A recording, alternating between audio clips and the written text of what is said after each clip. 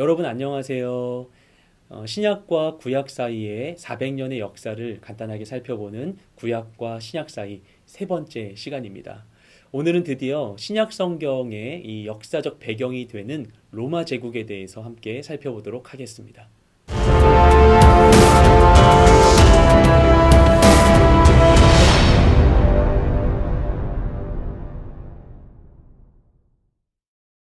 신약 성경을 보면 로마의 첫 번째 황제인 아우구스투스 황제가 천하에 있는 사람들에게 호적 등록을 명령하면서 요셉과 마리아가 베들레헴에 가서 예수님을 출산하게 되죠.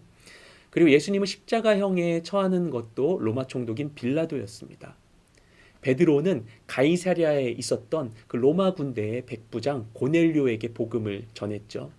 또한 사도 바울이 로마로 가는 과정에서는 당대 로마의 사법제도를 또 이해할 수 있게 됩니다. 이처럼 로마 제국의 시대는 신약 성경의 역사적, 문화적 배경을 이해하는 데 있어서 매우 중요하다고 볼 수 있습니다. 그래서 이 시간에는 이 로마 제국이 어떻게 이스라엘을 통치하게 되었는지, 이 로마 제국의 통치가 이스라엘에 있어서 어떤 의미가 있었는지를 함께 살펴보도록 하겠습니다.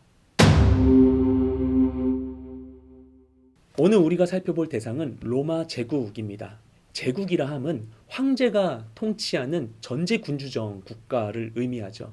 그런데 로마에 처음부터 황제가 있었던 것은 아닙니다. 그 전에 로마는 황제가 있기 전에는 공화정의 형태로 운영되었어요. 지금 우리나라가 대한민국 민주공화국이죠. 그러니까 리퍼블릭이지 않습니까? 우리나라가. 그러니까 지금 현대 국가에서 쓰는 이런 통치 체제가 이 오래된 고대 국가에 있었던 거예요. 지금 봐도 매우 발달된 정치 체제였습니다. 그리고 그 전에 이 공화정이 로마의 처음은 아니고요. 그 전에는 초기의 로마는 왕이 다스리는 작은 도시 국가였죠. 로마는 다른 그리스 도시 국가들에 비해서 늦게 탄생한 국가에 속합니다. 건국 신화에 따르면 로마를 건국한 로물루스 레무스 이 형제가 전쟁의 신인 마르스의 아들들이다. 그리고 이들이 아기 때 버려졌는데 갓난아기인 상태에서 이들이 버려졌는데 어미 늑대가 지나가다가 이 아기들에게 젖을 물려주면서 이들이 이제 죽지 않을 수 있었다라고 이야기해요. 이게 로마 건국 신화인데요. 근데 고고학적으로 봤을 때 실상은 난민들이 계속 이곳에 모여들면서 도시가 형성되었다고 보고 있습니다. 그래서 이 건국 과정을 살펴보면요. 로마는 좀 이 다른 그리스 국가들에 비해서 좀 근본이 없는 느낌 같은 게 좀 있어요.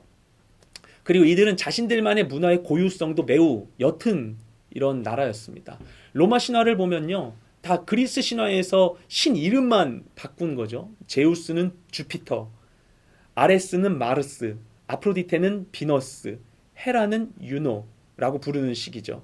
로마는 문화적으로 그리스를 압도할 수 없었습니다. 이처럼 문화적인 힘도, 역사적인 힘도 약한 이 도시 국가가 어떻게 세계를 통치하는 강력한 제국으로 성장할 수 있었는가? 이것에 대해서 여러 가지 이유가 있다고 볼 수 있겠죠. 이들에게는 처음부터 넓은 곡창지대가 있었었고요. 그리고 이들은 다른 문화에 대한 수용성이 매우 높은 이런 유연한 사고를 가진 민족이었습니다. 그런 장점들도 있었지만 무엇보다도 그들이 가지고 있었던 강력한 군사력이 그들의 제국을 넓히는데 매우 중요했다고 볼 수 있습니다. 로마군의 중요한 특징은 군 편제와 무기에 있었습니다. 처음에 로마군은 그리스군의 영향을 받았어요. 그래서 그리스군의 이 무장이 호플리테스라고 하는데요. 작은 방패와 창을 기본 무기로 하는 중장 보병입니다. 이렇게 긴 창을 들고 그리고 이 작은 방패를 들고 싸우는 게 이게 그리스군의 이제 전투 무장이었어요. 그래서 이들은 이 무장을 기본으로 해서 팔랑크스라고 하는 대열을 유지하면서 싸우는 것이 큰 특징이었습니다. 네, 팔랑크스라고 하는 그리스 군대의 전술은 이런 형태를 띠고 있었습니다. 군사들이 방패를 들고 촘촘하게 붙어 나열해서 적을 막고요. 그리고 그 틈으로 방패의 틈으로 긴 창을 내밀어서 적이 가까이 오는 것을 막는 것이었죠. 이렇게 열을 맞춰서 전진하면서 적을 무찌르는 형태였습니다. 그래서 영화 300이나 여러 곳에서 이런 전투 형태를 보신 적이 있을 것입니다. 로마 군대도 이 무장이나 싸우는 형식에 있어서는 그리스와 기본은 같았습니다. 그런데 그것을 더 발전시켜서 로마는 보다 큰 방패를 사용했어요. 이게 스쿠툼이라고 하는 방패죠. 여러분 영화를 통해서 보신 적이 있을 것입니다. 더 큰 방패, 몸을 거의 다 가릴 수 있는 방패를 사용했고요. 이들도 창을 쓰긴 했어요. 이 필름이라고 하는 창이었는데 이 창은 그리스 군대처럼 이렇게 그 찌르기용으로 쓰는 것이 아니었습니다. 찌르기용이 아니고 이 필름이라는 창은 투척용 창이었습니다. 투창이었어요. 그래서 전쟁을 시작하면은 이 필름이라는 창을 먼저 던져서 적이 방패로 막잖아요. 그러면은 이 필름 창을 보시면 알겠지만 이 앞하고 뒤가 이 재료가 달라요. 앞이 잘 휘고 가느다란 거여서 이게 적의 방패를 뚫게 만드는 겁니다. 그럼 적의 방패를 뚫으면 이걸 빼기가 어려워서 방패를 못 쓰게 만드는 것이죠. 그 다음에 접근전으로 가는 것이었습니다. 그리고 주된 공격 무기는 무엇이었는가? 그것은 바로 이 글라디우스라고 불렀던 로마의 칼입니다. 저희 아들 장난감인데 약간 글라디우스 모양이어가지고 가져와 봤어요. 이런 거예요. 길이도 이 정도, 이게 길지 않았습니다. 이게 보시면 알겠지만 배기에 쓰기에도 좋게 양날이 닿아서 배기에도 좋고 그뿐만 아니라 찌르기용에 더 적합한 이런 칼이었습니다. 그래서 방패를 맞고 이것으로 이렇게 찌르면서 싸우다가 나중에는 이제 각각 산계하면서 각자 이렇게 싸우게 되었던 것이죠. 이게 로마 군대의 가장 기본적인 이런 무장이었습니다. 이 스쿠툼이라고 하는 방패는 매우 큰 방패였습니다. 이렇게 몸 전체를 감출 수 있는 방패였어요. 쏙, 쏙 이렇게 되는 것이죠. 네. 그래서 이런 방패를 든 사람들이 옆으로 쭉 나열하여서 적이 들어올 틈이 없게끔 한 상태로 함께 한 몸처럼 거북이가 움직이는 것처럼 함께 몰려다녔습니다. 그래서 이 진을 테스투도라고 불렀었어요. 그리고 이 방패를 들고 싸우는 거예요. 와!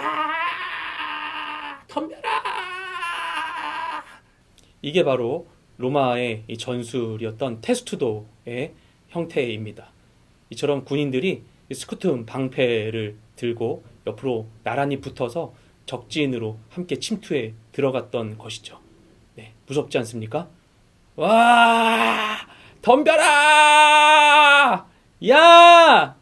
이렇게 집단으로 싸우기 때문에 로마 군대는 편제가 매우 중요했습니다. 그리고 병사 한 명 한 명의 가치가 매우 중요했었죠. 이 병사들은 80명 단위로 구성되어 있는 부대에 편성이 되었어요. 오늘날 우리나라 군대의 중대 정도 되는 규모라고 볼 수 있겠죠. 그런데 이 부대가 100명에 가까운 인원이 된다고 해서 이 100명 가까운 사람을 통솔하는 사람을 일컬어서 센츄리온 또는 켄투리오라고 부르는데 그것이 우리 성경에 백부장이라고 나와 있습니다. 이 백부장은 100명 단위의 병사를 통솔하는 매우 작은 하급 관리라고 볼 수 있지만 이 로마의 군대의 싸움 자체가 이렇게 한 명 한 명의 병사가 직접 투입되어야만 하는 한 명 한 명의 가치가 너무나 중요한 이런 싸움의 형태를 갖고 있었기 때문에 백부장의 가치와 권한은 매우 컸다고 볼 수 있습니다. 이 강력한 로마의 군대로 로마의 영토를 확장한 대표적인 장군 두 사람이 있습니다. 바로 줄리어스 시저와 마구누스입니다. 폰티아누스에 대해서는 잘 들어보지 못한 분들이 많으실 텐데요. 폰티아누스는 타고난 명장이었습니다. 그는 지중해 연안에 있는 많은 곳들을 점령해서 로마의 땅으로 만들었고요. 특별히 셀레우코스 왕조와 하스모니안 왕조도 점령했습니다. 그래서 그를 통해 이스라엘이 로마 치하로 들어가게 되었던 것이죠. 폼페이우스는 이후에 정치적인 목적으로 인해서 줄리어스 시저와 야합을 합니다. 이때 크라수스라는 사람도 가세해서 이 세 사람이 한 팀을 이루는데 이를 일컬어서 삼두정치라고 이야기하죠. 그 결과로 줄리어스 시저가 집정관이라는 높은 위치에 올라가게 됩니다. 그리고 집정관의 위치에서 여러 가지 개혁 정책들을 실현시키게 되죠. 이 정치적 목적을 달성한 이후에 시저는 지금의 프랑스 지역이라고 할 수 있는 갈리아 지역의 총독으로 자원하여 가게 됩니다. 그래서 그곳에 8년간 부임하면서 야만족을 무찌르고 로마의 영토를 굉장히 크게 확장하게 됩니다. 그런데 그가 로마 밖에서 싸우면서 영향력을 키우고 있는 동안 로마 안에 있었던 원로원 사람들은 그 줄리어스 시저의 입지가 커지는 것에 대해서 경계하고 있었습니다. 그래서 시저에게 이야기하죠. 너 이제 로마에 들어와서 다시 집정관에 도전을 하고 다시 이 중앙 정치로 복귀를 해라. 하지만 조건이 있는데 그곳에서 했었던 이 갈리아 총독을 내려놓고 그곳의 군대도 해산시키고 그 다음 로마로 들어와서 우리랑 같이 중앙 정치 이제 좀 해보자 라고 이야기를 했었던 것이죠. 그런데 시저는 자신에게 이와 같은 제안을 한 원로원들의 숨은 목적을 알고 있었습니다. 자신이 그들이 제안하는 대로 군대를 해산시키면 이제 다시는 무방비 상태에 놓이게 된다는 것을 알게 되었던 것이죠. 그래서 그는 군대를 이끌고 로마 가까이 옵니다. 그 로마시 바로 위에 있는 루비콘 강 앞에서 고민하게 되죠. 군대와 함께 건널 것인가 아니면 군대를 해산시킬 것인가. 그런데 결국 그는 결심하고 군대와 함께 루비콘 강을 건너게 됩니다. 그야말로 돌아올 수 없는 강을 건넌 것이죠. 이렇게 시저의 쿠데타가 시작되었습니다. 그때 유명한 말을 남기죠. 시저가 주사위는 이미 던져졌다 하고 로마를 향해 가게 됩니다. 무혈 입성하게 되죠. 이후에 자신과 한때는 한편이었던 폰티아누스와 함께 전쟁을 해서 승리를 하게 되고요. 강력한 줄리어스 시저는 로마의 새로운 권력의 중심이 됩니다. 기존의 로마는 300여 명의 원로원이 이끄는 집단 지도 체제에서 원로원들이 서로 정치 활동을 하면서 자신의 기득권을 유지하고 있었습니다. 그리고 서로를 견제하는 다양한 정치 제도들이 있었죠. 그런데 이 줄리어스 시저라고 하는 아무도 대항할 수 없는 강력한 한 지도자가 등장하게 되니 이러한 기존의 제도와 질서들이 다 힘을 잃게 되었던 것입니다. 그런데 그 상태에서 얼마 지나지 않아 시저는 어이없게 살해당하게 됩니다. 그래서 로마는 주인 잃은 상태가 되고 만 것이죠. 그 상태에서 시저를 암살한 이들에 대항하여 세 사람이 뭉치게 됩니다. 바로 안토니우스와 레피두스와 옥타비아누스였죠. 이들 세 사람이 힘을 합치면서 이들 또한 삼두 정치라 하는데, 그래서 이것이 앞서 있었던 삼두 정치가 1차 삼두 정치, 이것이 2차 삼두 정치라고 이야기하게 됩니다. 이 안토니우스라는 사람은 누구였냐면은 시저의 오른팔이었어요. 싸움을 엄청 좋아하는 사람, 막 호기로운 사람, 뭐 이런 사람이었어요. 그리고 레피두스는 유력한 정치 귀족 가문의 사람이었습니다. 그리고 옥타비아누스는 줄리어스 시저의 아들인데요, 양아들이에요. 원래는 줄리어스 시저의 조카의 아들이에요. 그러니까 조카 손자 같은 거죠. 이 촌수로 따지면 줄리어스 시저의 조카 손자인데 양아들로 입적이 됩니다. 그래서 줄리어스 시저를 가장 잘 계승하는 사람이라고 볼 수 있었죠. 근데 이제 옥타비아누스는 아직 이렇다 할 뚜렷한 경력을 갖고 있지는 않은 상태였어요. 이 삼주 정치를 구성하는 셋 중에서 가장 세력이 약하다고도 볼 수 있었습니다. 이들은 힘을 합쳐서 이 반대 세력, 줄리어스 시저를 암살했던 세력들을 무찌르고 그 로마 전역을 다스린 이후에 이곳을 세 지역으로 나누어서 통치하게 됩니다. 이때 이 이스라엘은 안토니우스의 통치에 들어가게 됐죠. 이 안토니우스가 차지한 지역은 굉장히 중요했는데요. 그가 차지한 이집트는 가장 큰 곡창지대였습니다. 그래서 로마 전역에 식량을 조달하는 아주 중요한 곳이었죠. 경제적으로 굉장히 중요한 가치를 갖고 있는 곳이었습니다. 안토니우스는 그곳에 가서 알렉산드리아에 거주하면서 그곳의 여왕인 클레오파트라를 만나서 둘이 이제 꽁냥꽁냥 하게 됩니다. 이 세 사람 중에 가장 먼저 레피두스는 권력에서 밀려나게 되고요. 그리고 안토니우스와 옥타비아누스는 로마의 그 1인자의 자리를 두고 대결을 하게 됩니다. 그것이 바로 악티움 해전이죠. 악티움 해전에서 옥타비아누스가 승리를 합니다. 전쟁에 패배한 안토니우스는 클레오파트라와 함께 이집트로 돌아가서 둘이 자살함으로 생을 마감하게 되죠. 그렇게 해서 옥타비아누스가 로마를 차지하게 됩니다. 그리고 그는 아우구스투스라는 명칭으로 최초의 로마 황제에 등극하게 됩니다. 그러면서 로마는 로마 제국으로 발돋움하게 되는 것이죠. 이 과정 가운데 이스라엘은 어떻게 되는가? 먼저 안토니우스가 이곳을 다스리면서 헤롯을 왕으로 임명하게 돼요. 헤롯 가문을 왕으로 임명하게 돼요. 그 이후에 정권이 바뀐 후에 아우구스투스가 또 헤롯을 이곳의 왕으로 임명하게 됩니다. 이 부분은 다음 시간에 나누도록 하겠습니다. 로마는 강력한 국가였지만 그들이 점령한 피지배 민족을 압제하는 나라는 아니었어요. 그들은 다른 민족의 문화를 수용하면서 큰 제국을 통치했습니다. 그래서 이들은 이스라엘에 대해서도 비교적 관대한 조치를 내렸어요. 이스라엘에게 있어서는 황제 숭배를 강요하지 않습니다. 그리고 이스라엘이 원래 가지고 있었던 이 제사 문화와 종교를 원래 상태 그대로 유지할 수 있도록 허용해 줍니다. 다만 포기할 수 없었던 것은 자신들이 갖고 있는 이 정치적인 최고 주권을 인정하도록 하는 것이었죠. 그래서 유대인들이 황제를 숭배하지 않더라도 성전에서 하나님께 예배를 하면서 황제를 위해 희생 제사를 드리도록 하고 그걸로 만족하고 있었습니다. 그렇게 해서 로마가 유대 민족에 대해 열린 입장을 갖고 있고 또 유대 민족들도 자신들에 대해서 압제하지 않으니까 로마 유대인 간에 서로 화목했을 것이라고 생각할 수도 있겠지만 실상은 달랐습니다. 그들은 서로를 심하게 무시했어요. 로마인들은 유대인들을 멸시하며 깔봤었고요. 그 유대인들은 이방인인 로마인들을 악한 이들로 규정하고 있었습니다. 로마는 이스라엘에 별도의 왕정 체제를 허용했습니다. 그런데 그럴지라도 이곳은 로마의 영역이었죠. 로마는 이 대체로 예속된 모든 지역 주민들에게 자치의 권리와 자기들만의 관습을 허용했어요. 하지만 세 가지 부분, 군사적인 방어, 그리고 세금의 감독, 재판, 이 세 가지는 로마인이 관할하도록 했습니다. 그래서 이것을 시행할 수 있도록 이스라엘 땅에도 로마 황제가 직접 파견한 총독이 상주하고 있었습니다.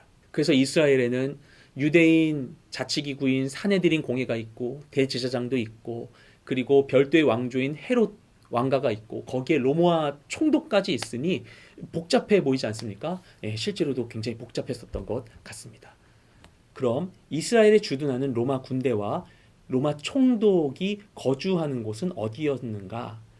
그들은 주로 지중해 안에 있었던 가이사랴라는 도시에 거주했습니다. 성경을 보면 자주 등장하는 곳이죠. 이 지중해 바닷가에 있는 항구 도시였어요. 근데 가이사랴라는 이름에서 느낌이 딱 오는 분들이 계시겠지만 이 도시의 이름은 시저 카이사르의 이름을 본따서 만든 그런 도시예요. 그래서 그 헤롯 왕이 된 다음에 아우구스투스 황제에게 잘 보이기 위하여서 이 황제의 이름을 따서 도시를 만들었던 것이죠. 이것은 완전 로마식 도시였습니다. 운동 경기장도 있고 로마 신전도 있는 이런 로마식 도시였어요. 이곳에 로마 총독이 거주하고 있었습니다. 한편 예루살렘에도 로마 군대와 총독이 거주할 수 있는 공간이 있었습니다. 그것이 바로 안토니아 요새예요. 지금 보시는 것은 그 신약 시대에 있었던 헤롯이 지은 그 이스라엘 성전을 재현한 모습입니다. 이 가운데 있는 것이 이제 성전이죠. 여기 이게 성전 뜰인데 이게 성전인데 여기 뭔가 성전과 어울리지 않는 건축물이 있지 않습니까? 네, 이것이 바로 안토니아 요새였습니다. 보시면은 성전도 굉장히 높지만 안토니아 요새의 성취가 조금 더 높아요. 여기서는 이 성전 안쪽과 이스라엘 전체를 들여다볼 수 있는 높은 곳이었습니다. 이곳에 로마 군대와 총독이 있었던 것이죠. 그래서 예수님께서 십자가에 달려 돌아가실 때 그 사내들인 공회 사람들이 빌라도 총독을 만나는 곳도 바로 이 안토니아 요새에서였습니다. 이 총독은 굉장히 많은 힘을 가지고 있었습니다. 로마는 그 피지배 민족들에게 어느 정도의 자치권을 허용하고 있었죠. 이스라엘에서도 그랬었지만 총독은 필요하다고 느낄 때는 언제든지 간섭할 수 있었어요. 초기에는 그 이스라엘에 있었던 로마 총독이 대제사장의 임명권도 가지고 있었습니다. 그리고 사내들인 공회를 인정하지만 총독이 원한다면 언제든지 사내들인 공회를 해산할 수 있는 권한도 가지고 있었어요. 이 총독은 세 가지 역할을 크게 가지고 있었죠. 하나는 이 군대를 통한 이 치안 유지와 국방에 대한 부분이었었고요. 또 하나는 재판에 대한 것이었고 또 하나는 이 세금 징수에 대한 것이었습니다. 총독의 굉장히 중요한 역할이라고 할 수 있는 것이 바로 이 세금 징수입니다.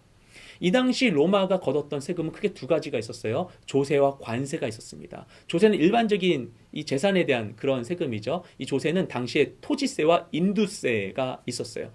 관세는 무엇인가 하면 오늘날 관세와 마찬가지입니다. 이제 국경을 넘나드는 것들에 세금을 부과하는 것이죠. 그래서 각 국경선에서 이 관세를 징수했었어요.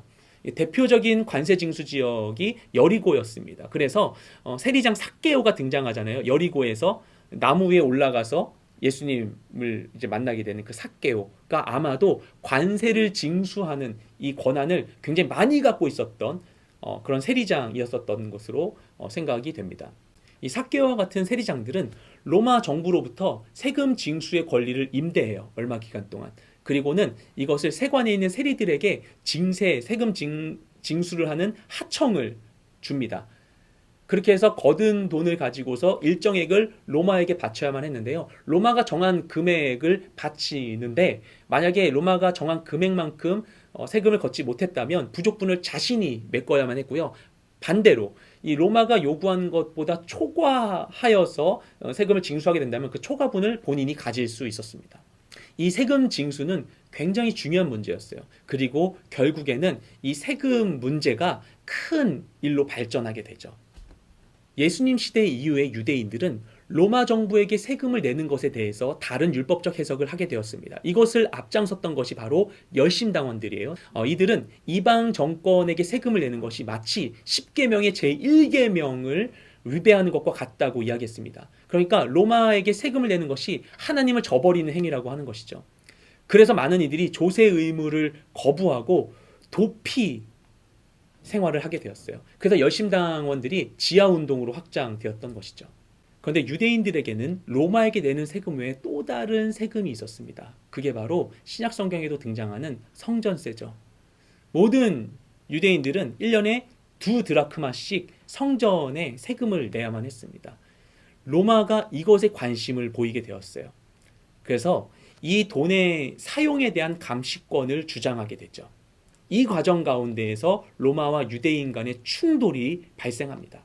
이 성전세에 대한 갈등은 점점 첨예해져서 급기야는 로마 군인들이 강제로 성전에 들어가서 성전의 헌금함을 들고 나오는 일이 발생합니다. 이때 이 헌금함에는 금화 17달란트가 들어있었다고 해요. 이 상황 가운데 분노한 유대인들이 몰려들면서 그 군인들은 그 자리에서 죽임을 당하게 됩니다. 분노한 유대인들은 거기에서 멈추지 않았습니다. 그들은 봉기를 일으켜서 유대 전역에 있는 로마 군인들을 내쫓게 되고요. 남아있는 군인들은 한 사람도 살리지 않고 다 죽이게 됩니다. 그렇게 되면서 결국 로마 황제가 베스파시아누스와 그의 아들 티투스를 파견하게 되고 결국 AD 70년에 예루살렘은 완전히 함락당하게 됩니다. 그리고 하드리아누스 황제는 이 예루살렘이라고 하는 지명 자체를 없애게 되죠. 예루살렘이라는 도시의 이름을 지도에서 지워버리고 이곳에 아엘리나 카피톨리나라는 새로운 도시의 이름을 짓게 됩니다. 로마 제국은 굉장히 번영한 국가입니다. 이 이탈리아 반도의 이곳에서 시작된 작은 도시 국가가 이 지중해를 다 품은 굉장히 큰 제국으로 성장하게 되었죠. 그래서 이 넓은 지중해를 그 자기 국가 안에 있는 호수처럼 만든 것이 바로 로마였습니다. 이 지중해 유역 전체를 단일 정부로 통일한 최초의 국가였죠.